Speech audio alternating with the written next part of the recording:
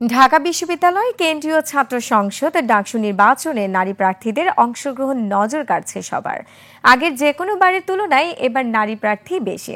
বিশ্লেষকরা বলছেন এই উপস্থিতি বলছে নারীরা এখন নিজের অধিকার আদায়ে সক্ষম। অনুপ পিয়ালের রিপোর্ট। ওয়ালটন এখন দেশের সীমানা পেরিয়ে পৌঁছে গিয়েছে 50টিরও বেশি দেশে।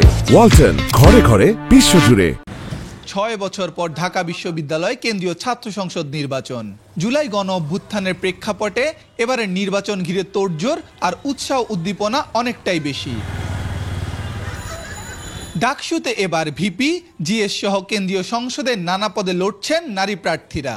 তারা বলছেন স্বাধীন মত প্রকাশের পরিবেশ তারা ফিরে পেয়েছেন। কাছ থেকে দেখতে পারে, সমস্যাগুলো আইডেন্টিফাই করতে পারে এবং আইডেন্টিফাই করে যাতে এটা সলিউশনটাকে আবার নিশ্চিত করতে পারে, মেয়েদের সুবিধাগুলো যাতে নিশ্চিত করতে পারে, সেটা নিয়েই কাজ করব। যেদিন মনোনয়নপত্র নিতে গেলাম সেদিন কি আমার উপর মব সৃষ্টি করা হয়, কারণ আমি একটি সংগঠনকে ওন করি দেখে।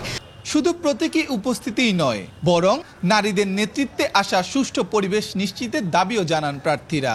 এখানে সোশ্যাল মিডিয়াগুলোতে ব্যাপকভাবে নারীদেরকে বুলি করা হচ্ছে। যারা বুলি করছে আমি তাদেরকে বলতে চাই যে আসেন আমরা রাজনৈতিক মতাদর্শিক লড়াইটা করি। অলংকারিক অর্থে কোনো প্যানেলে রাখা চলবে না, তাদেরকে সেই কর্তৃত্বের জায়গাটাও দিতে হবে এবং নারীরা সেই কর্তৃত্বের জায়গাটা নিবে। ডাকসু চাই নিরপেক্ষ থাকবে, সবাই শুধুমাত্র ফোকাস থাকবে বিশ্ববিদ্যালয়ের উন্নয়ন কিভাবে হয় সেদিকে। বিশ্লেষকরা বলছেন জুলাইয়ের গণ অভ্যুত্থান ও এবারের ডাকসু নির্বাচনে নারীদের অংশগ্রহণই প্রমাণ করে তারা নিজেদের অধিকার বুঝে নিতে জানে। ঢাকা বিশ্ববিদ্যালয়ের নারী শিক্ষার্থীরা রাজনৈতিক পরিসরে তাদের যে জায়গা, সেই জায়গাটা তাদের নিজেদের ব্যক্তিগতভাবে এবং দলগতভাবে তারা তাদের কর্তাসত্তা নিয়ে হাজির হওয়ার চেষ্টা করছেন।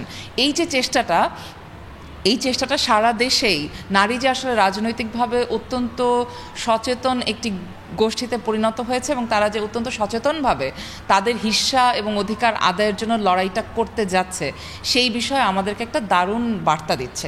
ঢাকা বিশ্ববিদ্যালয়ে খেলাধুলা ও সাংস্কৃতিক অনুষ্ঠানে নারীর অংশগ্রহণ নিশ্চিত করতে চান প্রার্থীরা। আমি অবশ্যই চেষ্টা করব যে মেয়েদের যে ক্রীড়াটা আছে এই অঙ্গনে যেন এরা অনেক ভালো করতে পারে।